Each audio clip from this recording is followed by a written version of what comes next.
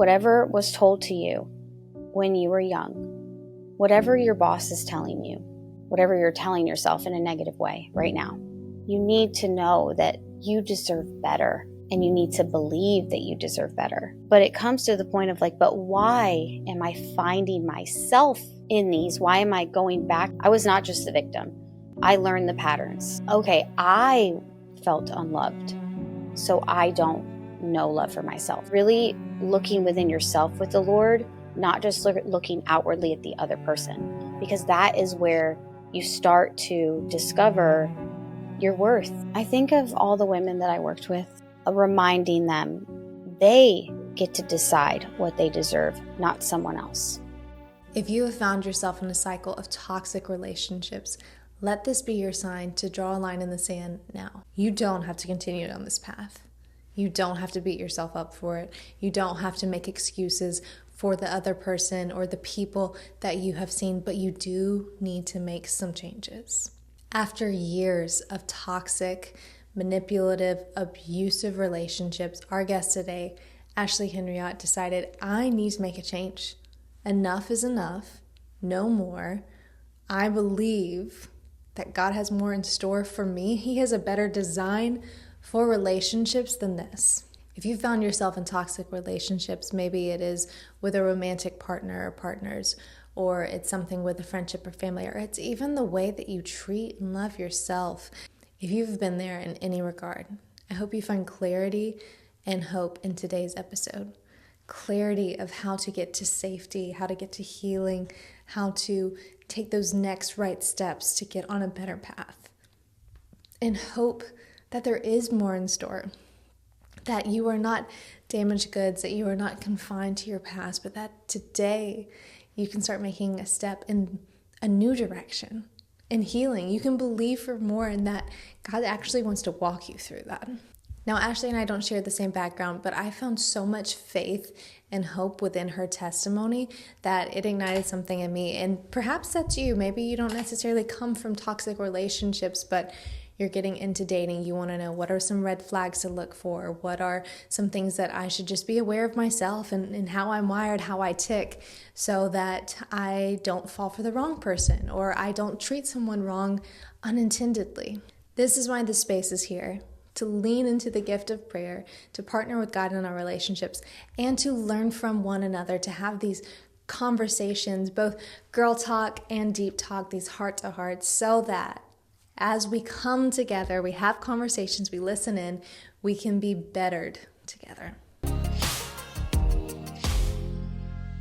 Well, Ashley Henriott, welcome to the Dear Future Husband podcast. We're so glad that you could join us today. I'm so honored to be here and excited to have this conversation and talk to your community. Yeah, well, we're diving right in. We're not really beating around the bush here today, but I feel like we can do that because you've written a book on this topic and more. But when I was reading through the press kit, I was just thinking, oh my gosh, toxic relationships. There's so much there that I feel like we kind of understand, but we actually maybe don't weed through enough to understand it well. So can I ask you right off the bat, well, share more about your book. I always do this. I'm like, tell me, go deep, but share more about your book. And then I'd love to know, what makes a relationship toxic? Yeah, so there's a lot of factors that make a relationship toxic, but I know for me and in working with other women, you never know you're in a toxic relationship till you're in it or you're already out of it, right? So I like to be very intentional when I answer this question, because I bet you the women that are going to listen to this are either wondering in a confused state, am I in a toxic relationship? So let's talk about what that feels like, right? Let's discern what that is. And it's very manipulative. Like God is not a God of confusion. So if you're in a constant state of confusion, lots of drama, there's arguments all the time. If you feel like 99% of the issues are your fault, if you find yourself depressed or sick, if you're not really sure who you are, you did before the relationship, but now you're questioning, like, who am I? Like, am I really this much of an issue? You're most likely in a toxic relationship. That's so interesting that you don't realize until you're out of it. I have a sweet friend that was in a relationship for probably 2 years. And there was moments where I was like, is this the best guy for her? But you don't know what you don't know behind closed doors. And it wasn't until they broke up that so many things came about. And you wonder, I know, especially in the church, you're a Christ-centered counselor. So I'm not afraid to ask you this question, but Please. can Christians find themselves in toxic relationships? 1,000,000%. Yeah. Mm. Christian culture in general, being in the church, I'm not growing up in the church, but um, just because we find Jesus, which transforms all things, right? We are on a journey to be transformed. We still, what is the one thing that we get into for transformation? Relationship. Mm. Well, if we've never known normalcy or stability, we're bringing everything that we do know, unhealthy insecurities, worthlessness, into these newfound godly relationships, Yeah. right? So, absolutely, like it can be what I call a blessing for, in a really weird way, for the toxicity to come up, because it helps you become self aware if you're willing to acknowledge yourself. But more than ever, again, it's one of those things that just because, we say we are Christian and we have Jesus doesn't mean that, like, and I'm so rebellious against this perfection image, like this Mhm. totally like, well, our lives are so successful and there's so much breakthrough, when that's not the truth at all. It's very ugly. It's very dysfunctional. It's very unstable. For example, if you came to Jesus as a married couple, right? You got married before the Lord. And I talk with my hands. Sorry, Christian. No, Um, it's okay. I have an Italian family. I expect nothing I'm less. half Italian. This is true. Okay, there we go. So if you're coming in there, you're bringing, again, all of your stuff. It's not going to change overnight. And what you may find is Mhm. that the person that you were with, whether married or not married, because let's be real, God wrote divorce in the Bible for a reason, um, may not be the person that God had for you all along. They may be this a very toxic human being, and God may reveal that to you over time. And while He reveals to you their toxic abuse patterns, manipulation, whatever that is, He's also revealing things about you. He's revealing things about maybe you've struggled with the root issues, but also what brought you to that relationship? What was your why? Yeah. What really brought you two together? Because I can promise you, it's always going to be something toxic that has nothing to do with love or God. Yeah. I'm sure this is a category where we're here, like, survivor complex so much, and there's so much where someone in that instance that was on the receiving end of, emotional, physical abuse would likely try to blame themselves. I think, and this is more just me processing, not even from a research side of view, but I can only imagine if you spend years in a relationship where, like you said, you were sick or you thought everything was your fault, how hard it would be to get out of that. So if anyone is listening and thinking, oh my goodness, this is hitting home, I might be picking up some signals that I was unaware of. I don't want us to blame ourselves, but I want us to be self aware of what we can do to change, to have better relationships, to be with people that actually care for us. So, actually, what are common denominators and reasonings that people find themselves in a relationship or relationship pattern like this? Are there things that we should be aware of? Things in our Yeah, past? that's a great question. So, the best way to answer this is to share my own story. My story is one of trigger warning, abuse, sexual assault, molestation, abandonment. And so basically throughout my childhood, I never knew stability. I never knew what it meant to be safe. I never knew what it meant to truly be loved. I didn't have an example of that. What I did have was my mother's belief in the Lord, thank God. And Mm. so every time we moved, and we moved a lot, I found the church in the neighborhood. So there were seeds of what I would like for normalcy, but it was far the opposite of my situation. And every relationship that I was in, what comes to mind, what I wrote about in my book, is I went my abuse went into my teen, and I started to sabotage. I started to self sabotage. I became rebellious. I didn't care about my life, And it happened when I was sexually assaulted, and I just wanted nothing to do with men at that point. I was very confused about who I was, about my sexual preferences. Self-worth doesn't come in your mind in that situation. You're not thinking about how worthy you are. You're thinking about, how can I be safe? How can I get attention? How can I get love? Where do I feel I belong? Even if it's all false, even if it's a false safety.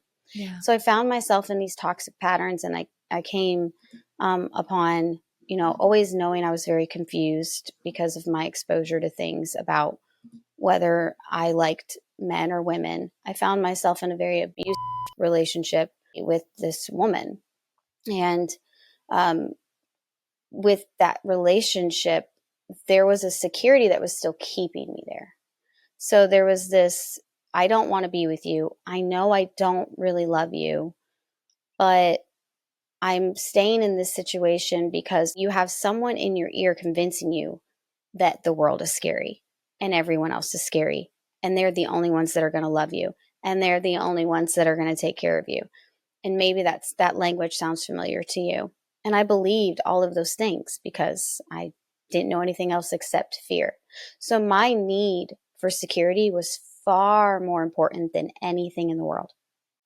That need to be safe drove me into every single toxic relationship that I had been in.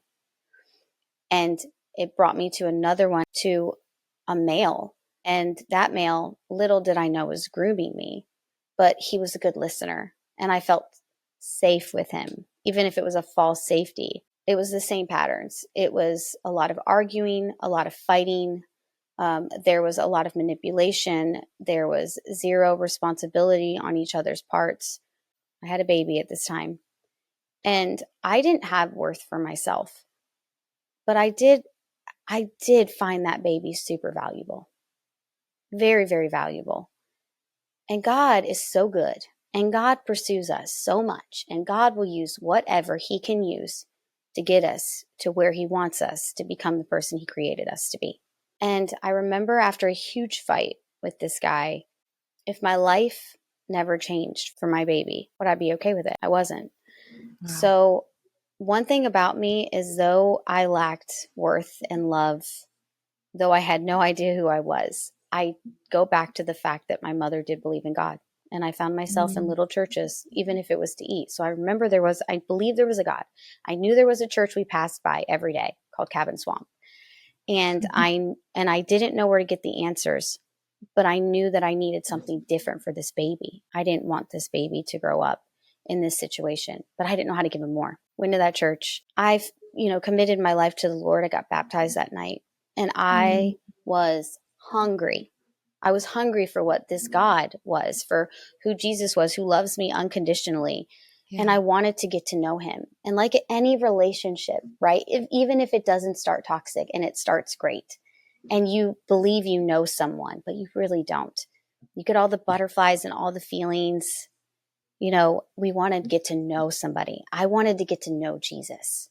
I wanted to get to know him when I had nothing, when I had no cable. We didn't have anything. Daystar is free, y'all. If y'all ain't got cable, TBN, all those things are free. And I dove into it, right? And so in finding the Lord, going to church, God connected me to people.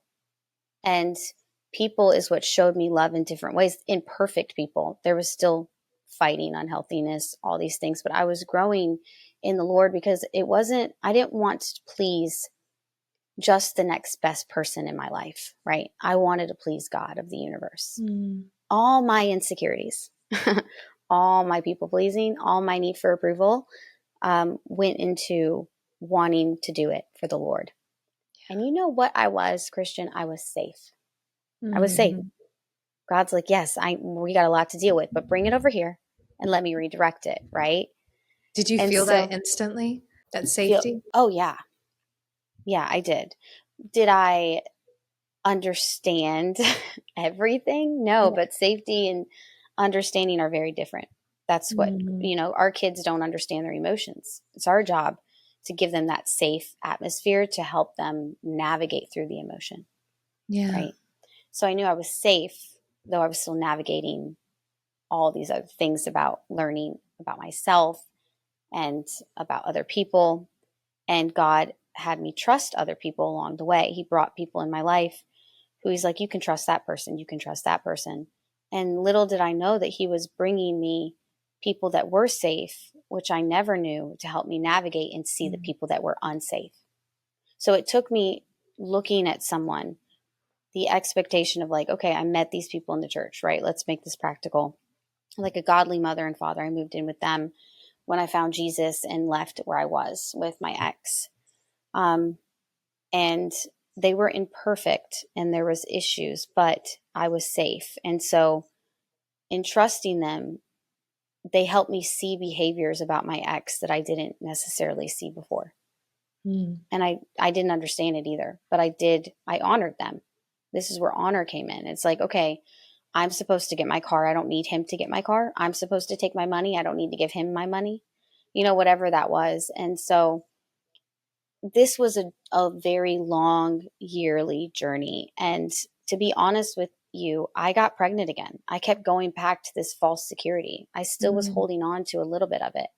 But God is so good. And so I thought after the second baby, I need to marry him. We get engaged. I pay for this wedding, and God is still there. He doesn't leave us nor forsakes us. No, nothing can take him away from us. And I have this other baby, my second son. That godly mother who was the safe person for me when I transitioned out of the house of my ex said, you seem like you're in a lot of turmoil. And I was like, no, God's going to make me love him. Okay, we have 2 kids together. It's just going to happen. And I remember telling that to God, like, you're just going to make me love him because I'm not leaving him. Okay, it's not going to happen. And she's like, you're in a lot of turmoil and I think we should fast. I remember like, okay, this woman is on dialysis. She just had like a triple heart surgery, but let's fast. And so we do. And I remember God speaking to me after the fast the next day. There's only, we all hear God very differently. We all experience the Lord and his voice differently, but we know his voice. Audibly, I heard the Lord. And he told me to write it down.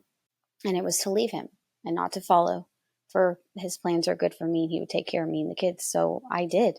Was it a journey? I called off this engagement. I went to another church in regard of toxic relationships and understanding what they are is to ask yourself very serious questions. And it's what brought you together?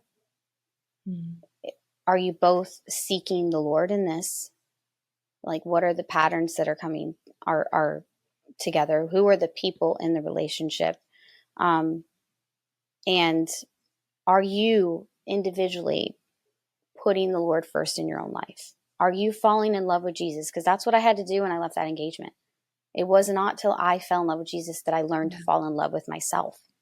Like, I fell in love with him and he showed me who I was. I was a princess. Okay. Like, I deserved a prince. I was royalty.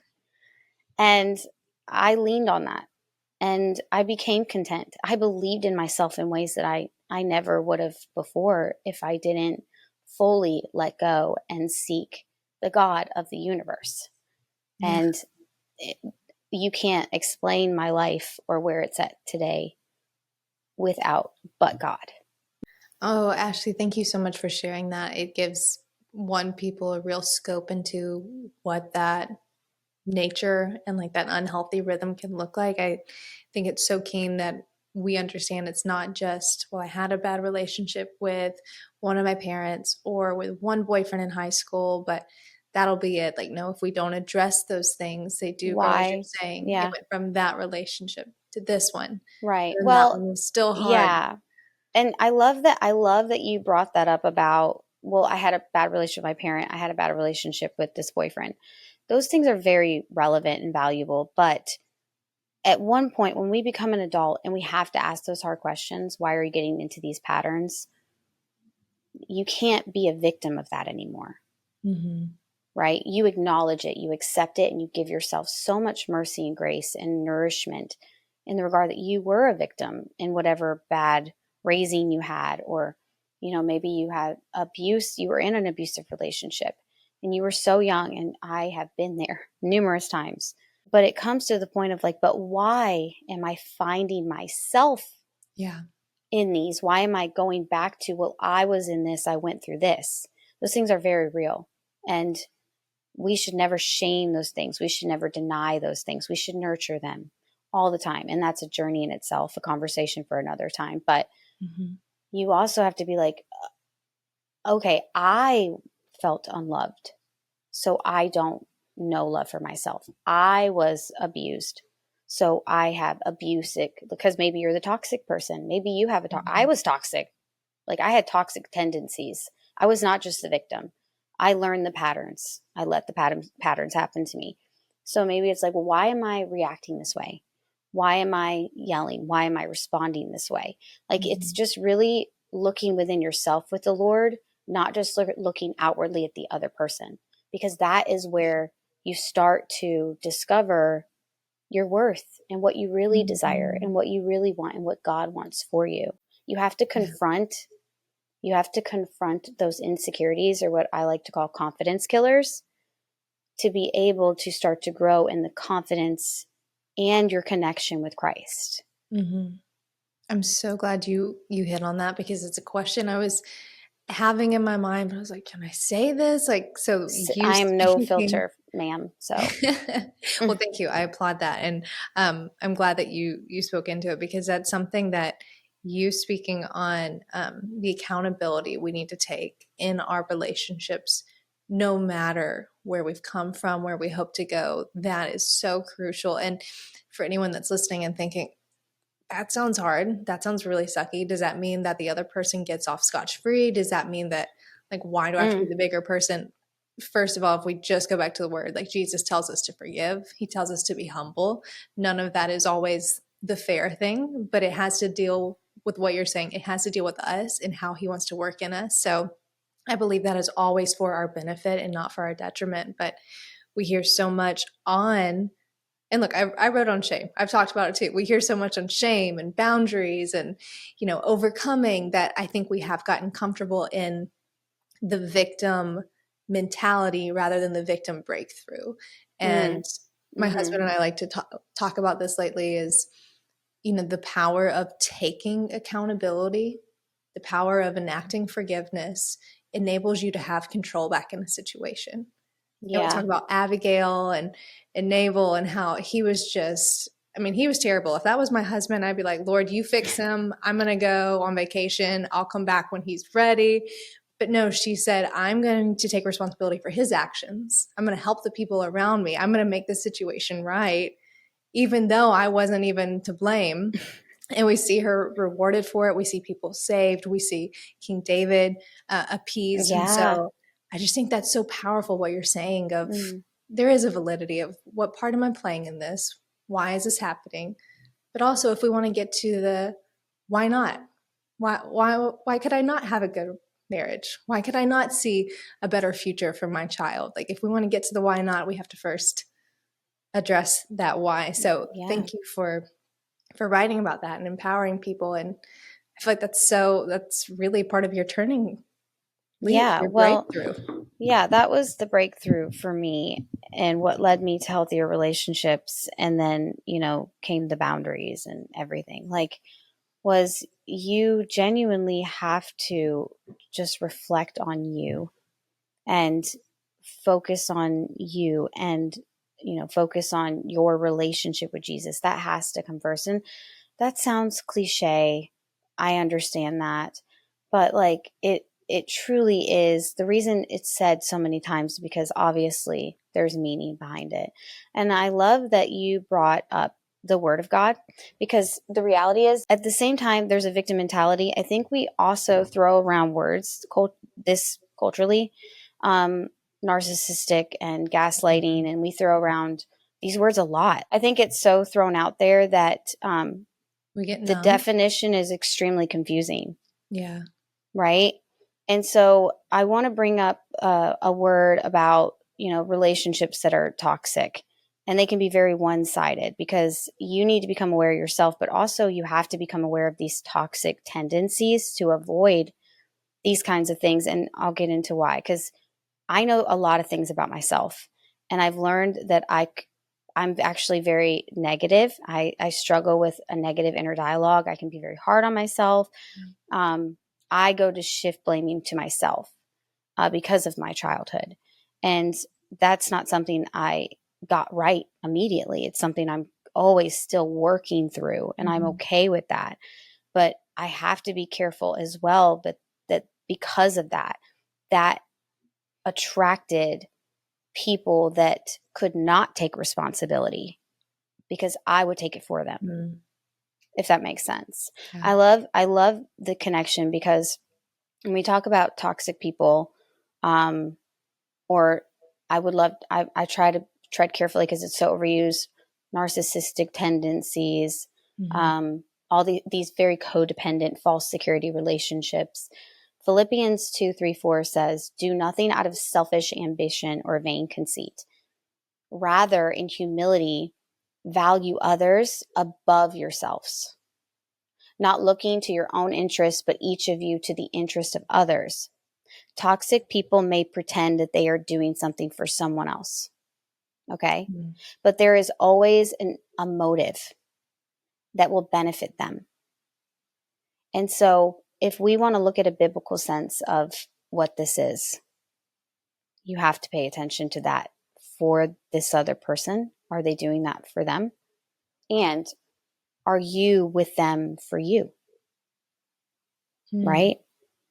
And so, these are just areas, these are really great boundaries within ourselves and what to look for, and the standards and the non-negotiables that we have to come up with. And I knew even after Jesus, Christian, I knew even after I found God, I knew even after I saw myself for who I was in him, I still had blinders on in ways where I had a lot of fear, because there's a whole nother aspect that I write about, I'm not a therapist by any means, but there's chemical imbalances, there's PTSD. It's not just that we're victims or we're not taking responsibility, but we really do need to do a audit of ourselves to see if we're struggling with any of those things, because those things can also affect relationships. And it always does go back to your childhood, but you don't have to be a victim of it, right? You can have victory, but victory isn't getting rid of the problem. Victory is embracing this thing about you, loving yourself through it, giving yourself grace to walk through that. And the confidence aspect is I'm okay that I have these issues. That doesn't change who I am. Circumstances don't change your confidence. They're not connected to it in any way, shape, or form. Christ is. And so it's in that revelation, right, that we can walk in these non-selfish, non-fearful ways of taking accountability, responsibility, looking at the other person, and truly walking in what we deserve. Because God said so. And I have this quote in my book that says, if we are good for God, if we are good enough for God, we are good enough for everyone. We are good enough for everyone if we are good enough for him. So what does God say about you?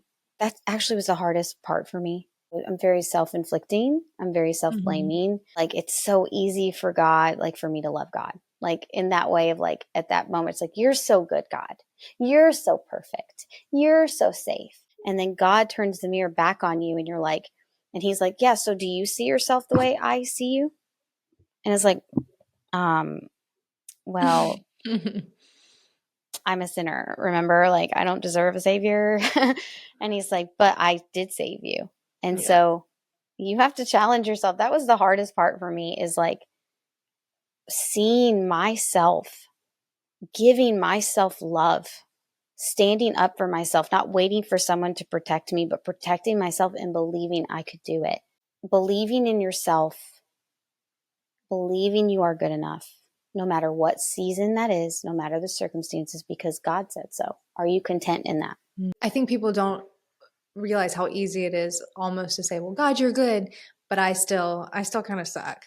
And I think it's this form of escapism where it's well, I don't have to deal with my own crap if I talk about how good you are. But we're still doing the Jesus thing. And he's but because I'm good, I make good things. Therefore, and you're like, crap, technicality. Yeah. But Yeah. yeah, that's so real. And, I love swimming in the deep end. I'm going to come up for air a little bit. And you mentioned your book. It's called Confidence is an Inside Job. And confidence and overcoming really pair so well together, not just in your story, but in life. And so I want to play around there as before we let you go. But you talk about narcissism, and I agree. It is like, oh, well, they did that because they're narcissistic. It's like, well, maybe they had a bad day. Like, let's not just take the first instance, because in truth, we're all selfish. I love that Yeah, marriage girl. teaches you how selfish you are. And you're like constantly for years learning how to undo that. And then parenthood, and all these things. But to the single girl listening, it's like we all have those tendencies. We all have, our little t toxic traits to our big T toxic traits. And so the self-awareness key that you bring in is so vital. If you're single, you're engaged, you're married, ladies listening, like let's lean into that. Again, not to say you're a terrible person or life's always going to be that way, but to learn how to master and overcome those things and bring in confidence. And I'm really glad you're sharing on this, because I struggle with confidence too, thinking, well, if I'm going to be confident, that means that everything has had to like work itself out, or like the imposter syndrome has had to completely dissipate in my life. But I think confidence it's painted as this like self-flattery almost, rather than like a Mhm. self-knowing. So I want to ask Yeah, that's you, so good. Yes, that's it. self-knowing, how Hmm. does that confidence play into who we're attracted to? You touched on this a little bit already, and who's attracted to us. What a great question, by the way, Christian. So the self-knowing is the realm of like in our unhealthy ways. It's learning our insecurities, it's learning our triggers, it's learning our weaknesses. It's becoming so self-aware of that aspect to make sure that like, oh, I am not in relationships because God wants me in them, or I'm not in that relationship because it was led by God, or whatever that is. Or maybe it's a job, maybe it's a boss, maybe it's an in-law, whatever it is. Like, why are like what is the feeling of being in that relationship? Is it exhausting? Mm. Is it like, do you feel like you constantly need to prove yourself? Is it like a friend who doesn't really show any celebration towards your accomplishments? Like, we can really put this in every single situation, Yeah. not just marriage, but every single situation, because it all is self-reflection and being like, wow, I tend to be a people pleaser. So I'm looking for this friend's approval all the time. And when they don't approve of like this dream that I have, I'm going to keep trying to prove that I deserve it to them, when Mm. that it doesn't matter. It doesn't matter if you're misunderstood. You need to accept that you're going to be misunderstood. You need to accept that you're not going to be celebrated. So what do we do? What is this other part that you're asking me about self-knowing? And that is the aspect of like what you deserve. Okay, so there's these tendencies that we're working through, but there's also this aspect of like what I call like non-negotiables, boundaries. And it's like, I'm going to follow my dream.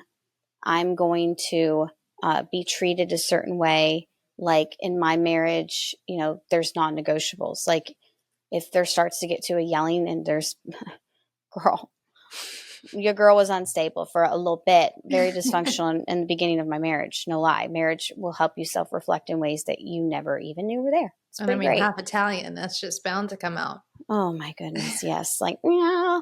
Redemption, So redemption, yeah. redemption. Yeah. So there's this other part like of who we attract by how we treat ourselves and what we know to be what we deserve, and not negotiating on those standards. You are allowed to have standards. You Mm-hmm. are allowed to have a standard of relationship. It's like, I don't want yelling in my relationship. You're allowed to have that. Yeah.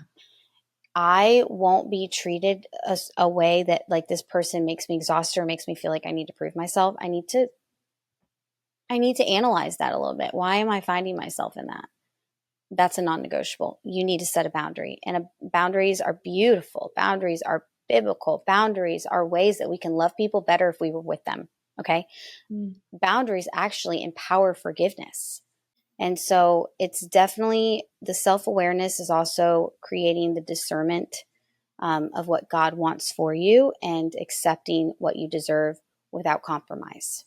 So, what would you say to the woman, either spiritual or practical advice, that's struggling to find her confidence, to enact that, either in a relationship or just like day to day when she looks in the mirror? Yeah. How do you start to build that? So I think of all the women that I worked with, and it is different in every dynamic. And it's all about reminding them that they deserve so much better. And they get to decide what they deserve, not someone else. Mm.